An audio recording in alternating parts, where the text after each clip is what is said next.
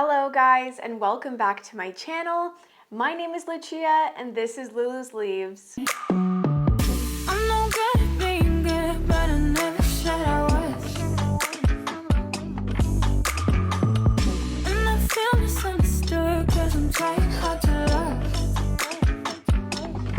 In today's video, I am going to be talking to you guys about the differences between tissue cultured plants and those that are grown from cuttings.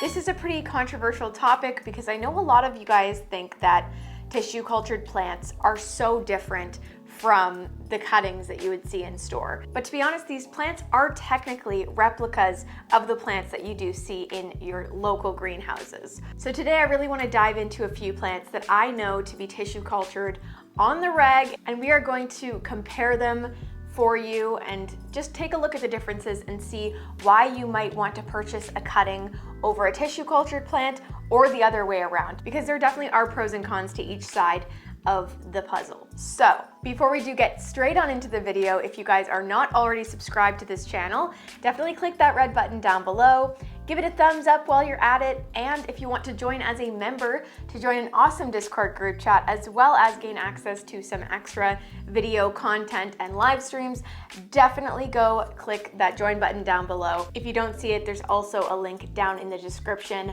but it's a super fun time over there. So if you want to be a little bit more connected to me and a little bit more personal, definitely go check that out. That is basically it though. Before we get into today's video, I really hope you guys enjoy it and find it interesting and informative. So the first plant that I'm going to talk about is actually one of the most popular and controversial tissue cultured plants. Tissue culturing plants has been a thing for quite a while now, but most recently, the big plant that everyone's been talking about being tissue cultured is the Refidophora Tetrasperma.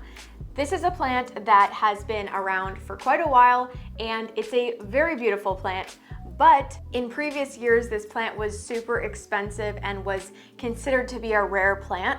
But due to tissue culturing, we've been able to make it so much more accessible for everyone out there. So tissue culturing is really fantastic for that purpose. When plants are super popular, they do end up going into tissue culture usually, and they become less uncommon because they are being produced in mass quantities. In this picture here, you can see this is a non-tissue cultured Refidophora Tetrasperma. This one was grown from a cutting, which is a way that a lot of greenhouse growers still do propagate. I know that at Secret Garden, there's a lot of propagating happening all the time. And to be honest, tissue culturing is a much more scientific process, and it does take a lot of resources to do that. But when you do have those resources, you can make a lot of plants very quickly. I'm not going to pretend to know the exact details of what goes into the tissue culturing process, but what I do know is they do take a piece of the tissue from that original plant and they turn that into a bunch of little tiny plants. So now on the screen, you will see the tissue cultured version of the Refidophora Tetrasperma. This plant has grown out quite a bit, and it looks pretty similar to the original Refidophora Tetrasperma grown from a cutting. But one of the main differences that I've noticed between the tissue culture and the cutting is the fact that the tissue culture's leaves tend to be a little bit more thin until they start to mature. Even if you have small leaves on a cutting Refidophora, I do find that the leaves are still nice and plump and thick and just a little bit more sturdy, if you know what I mean. But these tissue cultured plants are coming in with a little bit more flimsy leaves. One of the benefits to getting a tissue culture Refidophora Tetrasperma is the fact that they come in really nice and bushy though. If you've never seen tissue culture before, I think there is a photo in this video that will show kind of what that looks like. But they do really come in like a little ball of little leaves, and you separate them as they grow up. But one of the best things about that is the fact that they grow super bushy. So right from the get-go, you are going to have a plant with a lot of leaves, whereas if you were to get it from a cutting, you're going to get those leaves at a normal pace. Hopefully that makes sense. I do kind of want to move on from the Refidophora Tetrasperma, but I think you can see from the photos what I'm talking about when I say that the tissue cultured version is a little bit more bushy, but a little bit less structured than the cutting version. And the stem is also going to be a lot thinner because it's growing from a little baby plant rather than coming from a little nub or a chunk, as you might call it, from the mother plant. So yeah, hopefully that was helpful for that plant. That was definitely the most popular tissue cultured plant for a really long time, and people were really trying to pick apart the differences between the two, but the truth is, if you like the look of the plant, you are eventually going to get a very similar plant because it is the same plant. It's just grown in a very different way. So the next plant that I want to talk about is one that I know has become a lot more popular over the last year or so. And I know that they are available in Canada and the United States. I don't know about other places around the world right now, but as you guys know, the Philodendron Pink Princess really blew up. It blew up a couple years ago, and then it kind of fell off, and then it blew up again when these tissue cultured plants hit the scene. The picture that you see right here is a plant that was grown from a cutting, but it is now a mother plant that would probably be cut from to make other small plants. One of the biggest differences that I see between these beautiful mother plants of the Philodendron Pink Princess and the tissue cultured versions is immediately the color. As you can see from this photo, the pink on those leaves is very, very deep, and it's a really bright pink. And a lot of that does have to do with lighting, but what I have noticed from the tissue cultured versions of these plants is that the leaves come in a lot more white. So now you are looking at a photo of the tissue cultured Philodendron Pink Princess, and you can probably see what I'm talking about. When we first had these available at Secret Garden, a lot of people were commenting saying, are these white princesses? They don't look like pink princesses to me, but they are pink princesses. A lot of them are grown in really great conditions because they are being scientifically produced, but they do come in with lighter pink leaves. I've not yet seen a tissue cultured pink princess grow up to be the same size as the mother plant was there, so I can't say for certain that once it reaches that point that it won't get those same nice pink leaves, but what I do know now is that when you do buy them nice and small, they usually have a lighter pink color than you would see on the more mature cutting plants. I don't want you guys to think that these plants won't turn into something similar to the cutting plant, because even though the leaves are really thin in the photo of the tissue cultured plant, that is the way that little pink princesses grow anyways. So eventually those leaves will become more heart-shaped or round even, but right now they are going to stay small until they start thickening up the stem and just maturing in general. So don't be too nervous about buying a Philodendron Pink Princess as a tissue cultured plant. Just make sure that you know that right away you're probably not going to get that same pink color. It's definitely worth experimenting with different lighting to see what you can get, but from what I have experienced, you don't typically get bright pink right away. So the next plant that I want to talk about is one of my favorite houseplants, and I have one in my plant room actually. It is not a tissue cultured version, but there have been a lot going around on the market right now, and they are so adorable. I would probably get one for myself. Let me introduce you to the Philodendron Ring of Fire. I absolutely love the growing pattern of this plant. And I don't know why that is, because typically I'm not super into those upright philodendrons, but I think the mixture of the leaf shape and that growing pattern makes me really love the plant. This is a plant that gets extremely beautiful colors on it. There are orange tones, pink tones, especially when those leaves first come in. They look stunning. Eventually they do kind of fade back to a lighter yellowy, pale white color, but when they first come out, they are super vibrant. And again, depending on the type of lighting you have, you might actually be able to keep that really bright coloring. I know that there is a grow light used at Secret Garden that keeps those pink plants or orangey pink plants super pink, and I really want to get one of those because I love the way that those leaves turn out. But I think it really depends on the lighting situation that you give that plant. Now we are on to the tissue cultured version of this plant. That is the photo that you see on the screen here. And let me tell you, it is adorable.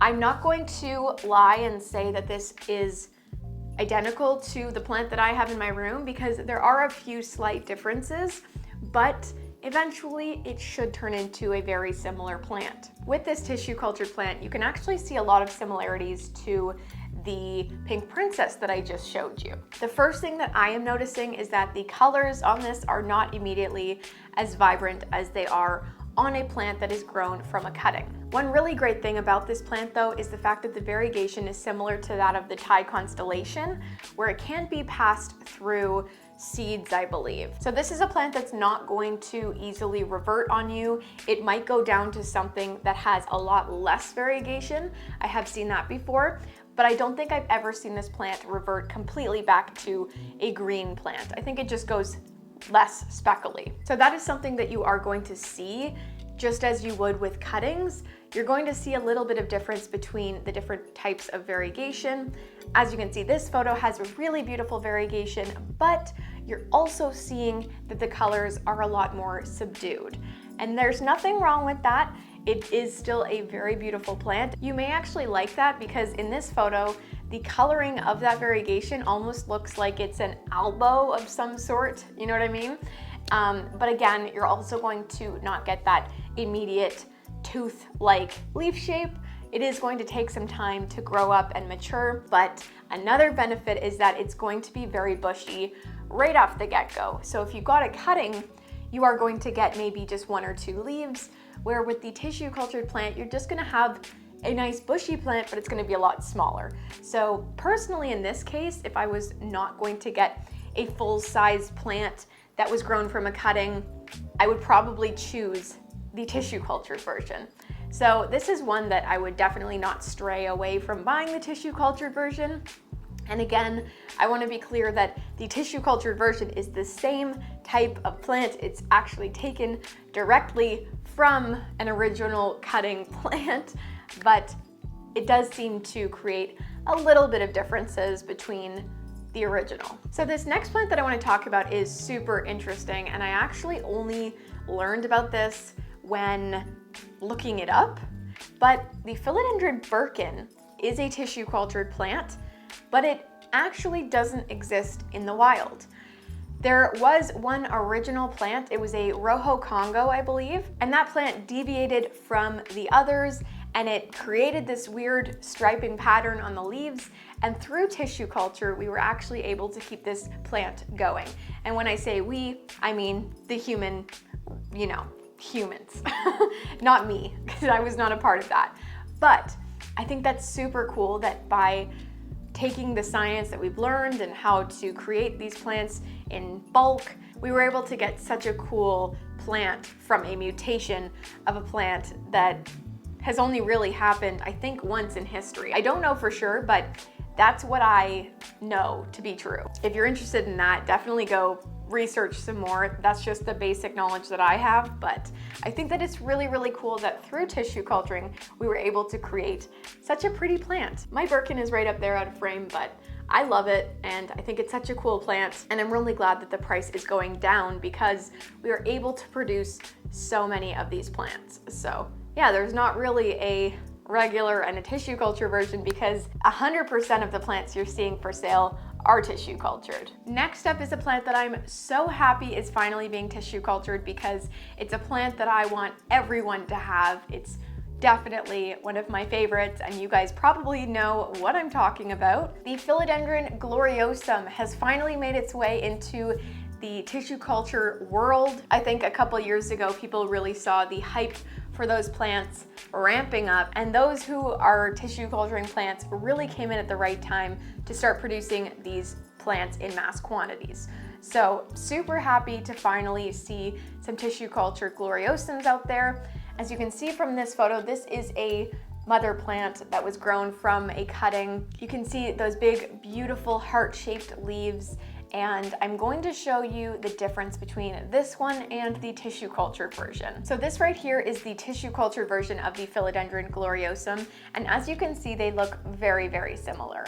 And I have noticed that some of the cuttings that I will take from my Philodendron Gloriosum will look like this when they start pushing out new leaves from a new growth point. So honestly, if you are going to get a tissue cultured plant, this is one that I would totally recommend getting because it looks so similar right off the bat to the cuttings of those plants. Again, immediately you are going to get a smaller, bushier plant, but they do seem to grow up pretty quickly and change their growing pattern to look more similar to the Gloriosum. When you first get your tissue cultured plant, if it's really small, it will be a climber.